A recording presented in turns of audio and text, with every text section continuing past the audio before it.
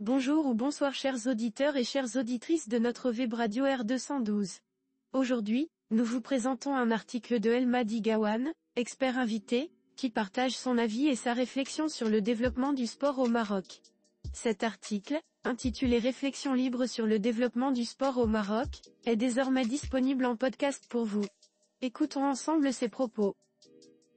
El-Mahdi Gawane entame sa réflexion en mettant en avant le rôle du sport de la manière suivante. Le sport joue un rôle crucial dans la formation et le renforcement du sentiment national au sein d'une nation. Il transcende les différences culturelles, ethniques et sociales, unissant les citoyens autour d'une identité commune et d'objectifs partagés. Les compétitions sportives, qu'elles soient locales, nationales ou internationales, deviennent des occasions où la fierté nationale s'exprime pleinement, renforçant le lien entre les citoyens et leur pays. Dans un monde globalisé, le sport devient un vecteur d'unité nationale, capable de mobiliser et de motiver la population tout en contribuant à forger une image positive de la nation sur la scène mondiale.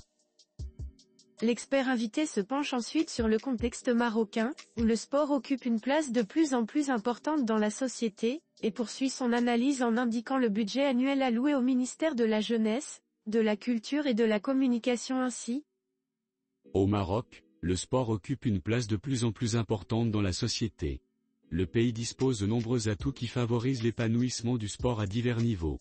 D'abord, une géographie diversifiée, offrant un cadre idéal pour la pratique de nombreuses disciplines sportives, allant du surf sur les côtes atlantiques au sport de montagne dans l'Atlas, en passant bien évidemment par le football, véritable passion nationale.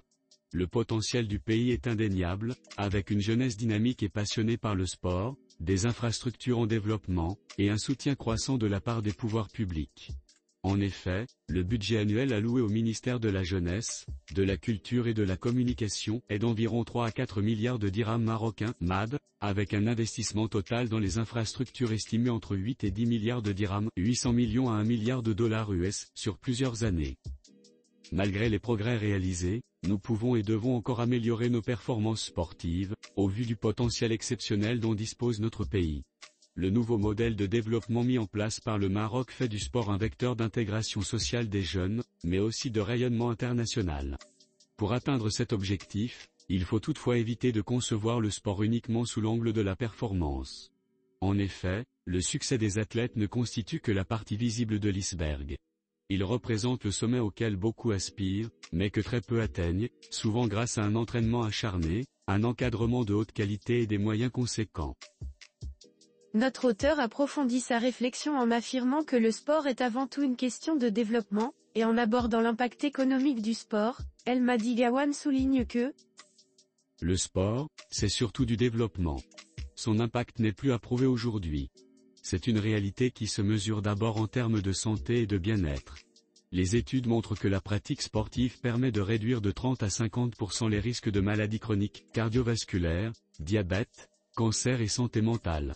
L'Organisation mondiale de la santé, OMS, estime que l'inactivité physique coûte au système de santé mondial environ 54 milliards de dollars par an en dépenses directes de santé.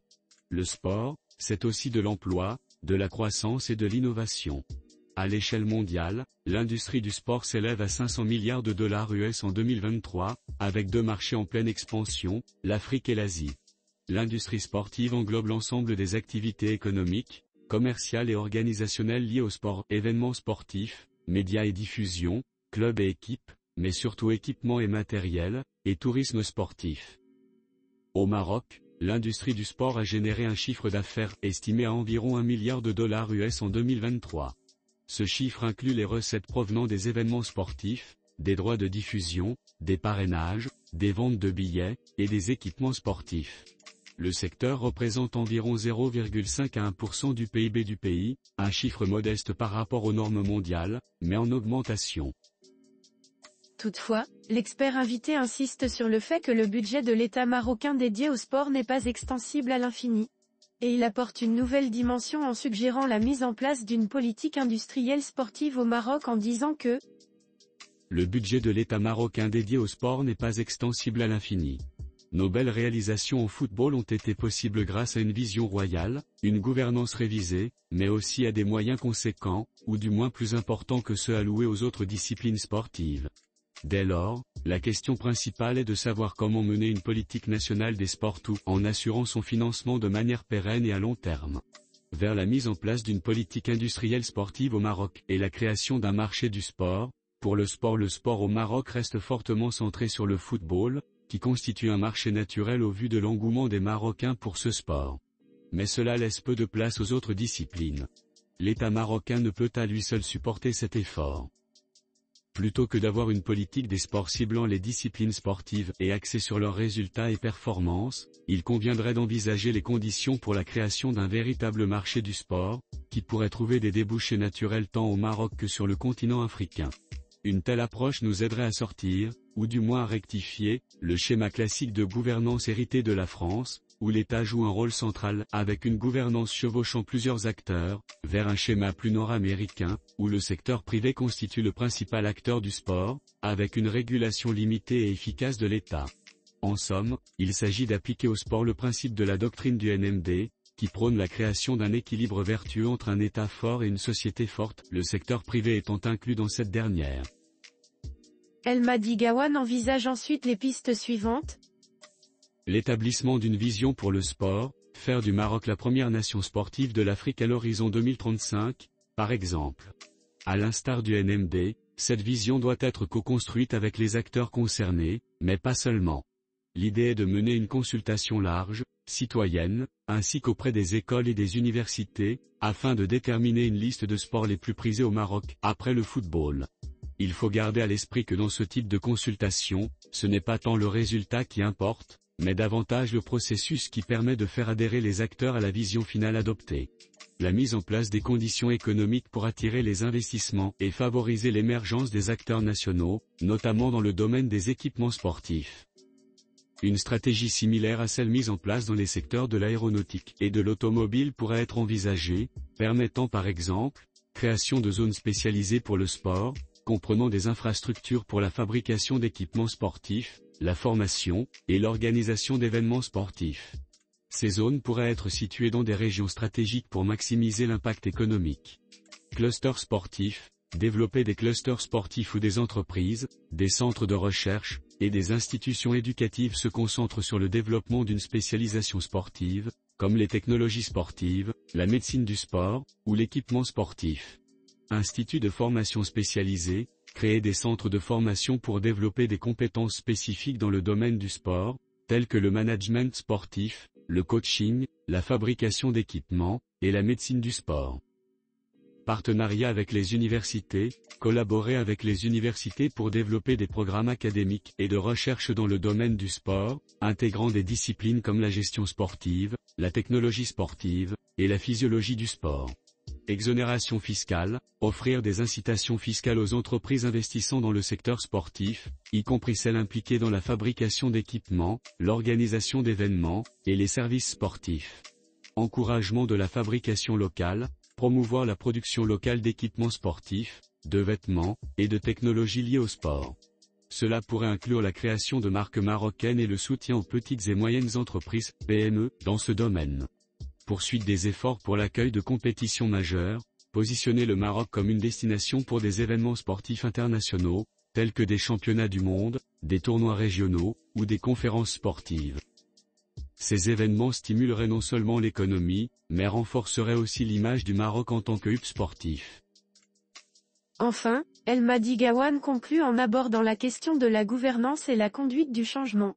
Il souligne que, vers une rénovation du mode de gouvernance et la conduite du changement, le passage d'une logique de performance à une logique de marché peut rencontrer des résistances, notamment de la part des structures sportives habituées à une gestion centralisée par l'État. De plus, une logique de marché pourrait exacerber les inégalités entre les sports populaires et ceux moins médiatisés. C'est là que la doctrine du NMD trouve toute sa cohérence. L'État doit créer les conditions d'émergence du secteur privé tout en veillant à sa régulation, de manière à instaurer un cercle vertueux où tous les acteurs peuvent s'exprimer et prospérer. La régionalisation des disciplines sportives et la sensibilisation dans les écoles et les universités sont autant de moyens pour agir dans ce sens. Le NMD avait préconisé de gérer les grands chantiers nationaux par des task forces combinant une dimension sectorielle, interministérielle, mais aussi l'implication du secteur privé et de tous les acteurs concernés dans l'élaboration de la stratégie et sa mise en œuvre. Cette méthode de gouvernance, inspirée des meilleures pratiques en management, pourrait être appliquée au sport au Maroc. Cela se traduirait par la mise en place de cellules sport au sein des collectivités locales et l'activation d'un comité national pour le développement du sport, CNDS, dont la mission serait de mettre en œuvre la vision nationale, en coordination avec les acteurs de terrain. Dans ce cadre, des comités régionaux du sport, sous la tutelle du CNDS, pourraient être créés, avec pour mission de promouvoir les disciplines spécifiques à chaque région et de s'assurer que les financements sont distribués de manière équitable.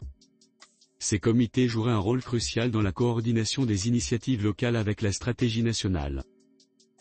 En somme, notre expert invité voit l'accueil par le Maroc de la Coupe du Monde en 2030 comme une opportunité visionnaire, qui permettra de mettre en place cette vision, et de faire du Maroc la première nation africaine du sport. En 10 ans. Mais toute vision, toute stratégie, tout marché ne peut réellement émerger qu'à la faveur d'un discours politique à même de favoriser l'adhésion de tous les acteurs. L'accueil par le Maroc de la Coupe du Monde en 2030 est visionnaire à plus d'un égard. C'est un excellent point d'entrée qui nous permettra certainement de mettre sur place cette vision et faire du Maroc la première nation africaine du sport. Rédigé par El Madi Gawane. Chers auditeurs de la web radio R212, merci d'avoir été à l'écoute de ce podcast et de partager avec nous ce moment d'échange et de découverte. Votre présence et votre fidélité sont notre plus belle récompense. On se dit à très bientôt, si vous le voulez bien. Avec toute notre gratitude, l'équipe de R212.